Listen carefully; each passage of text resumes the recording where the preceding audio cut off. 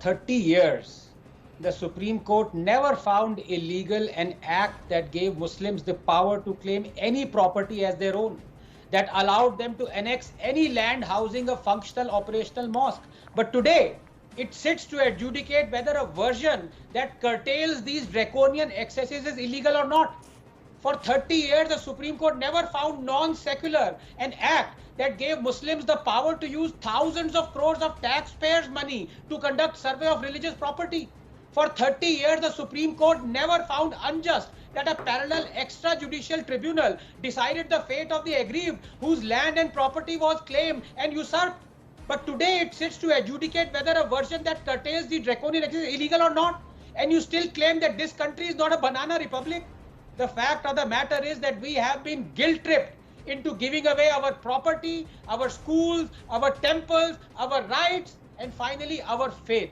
Look, Anand, I have nothing against the Waqf board. Why should anyone? Countless boards, charities, NGOs exist. The problem for me always was the Waqf Act that weaponized the Waqf board, because world over, disputes over property are settled using courts and existing laws that are community and religion agnostic. So why should a particular religious community be armed with another set of laws, those that are patently discriminatory towards member of another community, as a primary instrument of defense or offense? The fact is, every mosque in India is built on Sanatan land, including Jama Masjid. Tomorrow, if a Hindu board armed through a Waqf equivalent Sanatan Act claims Jama Masjid, how would Muslims feel if they have to first plead their case in front of a Sanatan tribunal rather than approach a court? But there is no point repeating all this. My view on Waqf Act has been known for 2 years. I wanted it abrogated. But as they say, perfect is the enemy of good.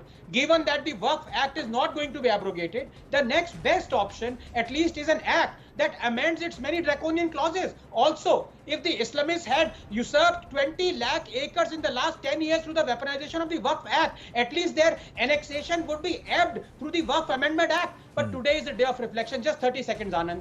A day where we have witnessed so many of our leaders fight to preserve an act that is discriminated against 1 billion Hindus. A day where we've seen open dog whistling by sitting chief ministers, but not only refusing to follow the Waqf Amendment Act, but also by advising those who write it not to be provoked.